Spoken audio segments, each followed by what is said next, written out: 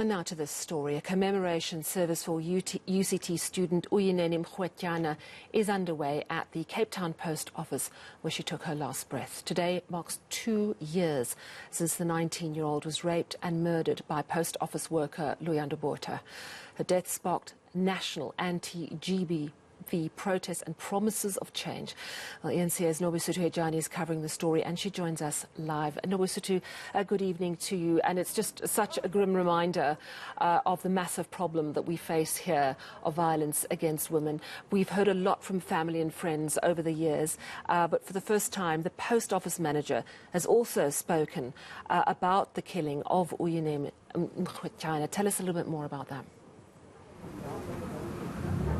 Well, Sally, for the first time, Mr. David Mainking addressing the public as well as the media about what it meant for them as workers of the post office, the murder of Uyinene Mrwetyana, saying that as a man, he is ashamed of what happened because he's a family man, he's a father, and he's a staff member and has colleagues who work with him here at the Clearance Post Office, and saying that over the years they've created, in fact, a fund that they've collected money from all post office workers nationally, and they've given that money to the Uyinene Mrwetyana Foundation as a form of an apology to what happened to their daughter.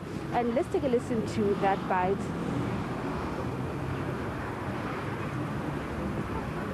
The person who committed this dreadful crime acted on his own. Yet, everyone in South Africa who works in this post office felt tainted, embarrassed, criminalized, and suffered from feelings of guilt. Everybody. And that's every South African. At the time, a spontaneous campaign started among employees where we all declared in the post office, not in our name. Would violence against women ever be tolerated?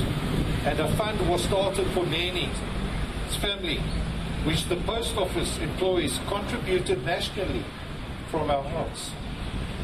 This was a small gesture. In a way, we felt we could contribute to show and to demonstrate our solidarity with the family. We know it will never ever be enough to ease the suffering, pain that they had to endure. And we hope that this gesture, the family would have felt our love and support. And we mean that.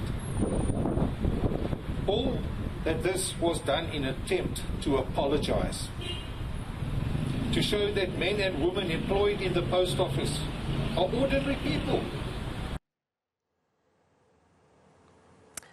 And of course, the vigil comes at a time when more deaths continue. It hasn't ended. I know that you're speaking to a lot of people there. The Social Development MEC is with you as well. Certainly, Sally, and I'm just going to bring in the Social Development MEC. She's been very kind to us and waited for us. MEC, earlier on you talked about the National Police losing the plot. Can you just take us through what exactly did you mean by that? Firstly, thank you for the opportunity and good evening. I am concerned at the manner in which, or the lack of response to the scourge of gender-based violence. Whilst it takes a whole of society approach, SAPS has a role to play. And my concern especially is regarding the DNA samples, the backlog, and the fact that some police stations are apathetic when victims come in to report gender-based violence. And today we're here to celebrate Uyinene's life, but every day someone gets raped. Every 3 hours a woman or child gets raped or murdered in this country. And I do believe that we need to be intentional. There are many good men and women in blue in SAPS.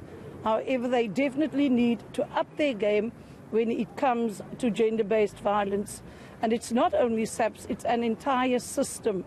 But what we saw here this evening was a community taking a stand, stepping into the gap and saying, we want accountability, We will protect the vulnerable and we will stand in the gap.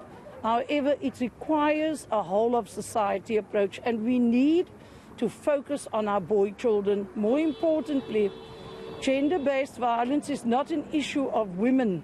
It requires men and women to work together to break the scourge of this shadow pandemic, which in my opinion is even worse than the COVID pandemic.